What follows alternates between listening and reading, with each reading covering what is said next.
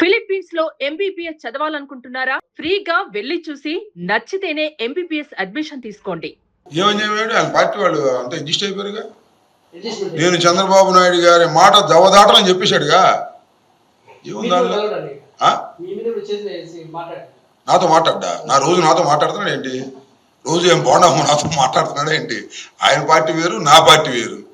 ఏదో ముద్రగడ పద్మనాభం గారి సంతాప సభలో పక్కపక్కన కూర్చున్నాం. అది మన రాష్ట్ర ముఖ్యమంత్రి చంద్రబాబు నాయుడు గారికి అది కడుపులో కాలింది. ఆ బోండామని పిలిచి మాట్లాడుకున్నారు, వాళ్ళు అడ్జస్ట్ అయ్యారు.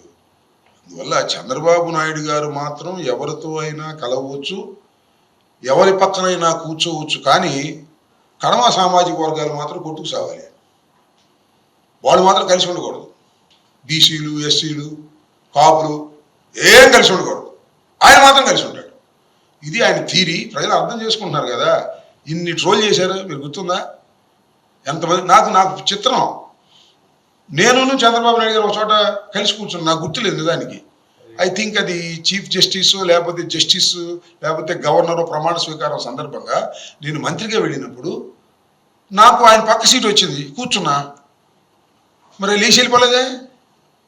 మరి అది ఎవరో మొన్న దేనిలోనూ నేను సోషల్ మీడియాలో చూసా. మరి అక్కడ ఎందుకు కూర్చున్నాడు?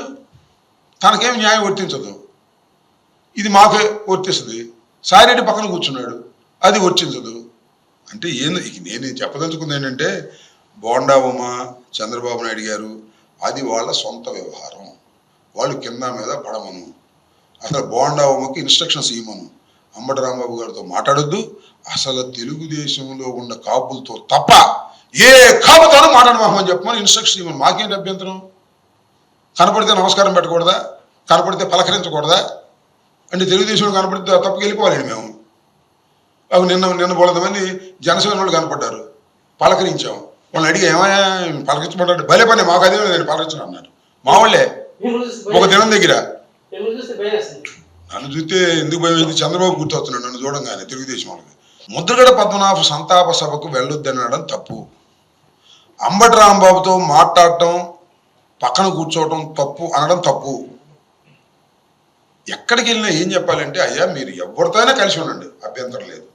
మీ సామాజిక వర్గం వాళ్ళతో కలిసి ఉండండి, పెళ్ళిళ్ళకి వెళ్ళండి, దినానికి వెళ్ళండి, సమత బంతులకు వెళ్ళండి, ఓణీల ఫంక్షన్కి వెళ్ళండి. కానీ పార్టీ పరువుని తీయమాకండి, పార్టీ గురించి మంచిగా మాట్లాడండి, పార్టీని పొగడండి అని చెప్పాలి. కానీ అసలు వెళ్ళమాక, వాడి పక్కన కూర్చోమాక మేము అంటరాయనమా? నాకు అర్థం కాదు. మా పక్కన కూర్చోకుండా ఉండటానికి ఏంటిది?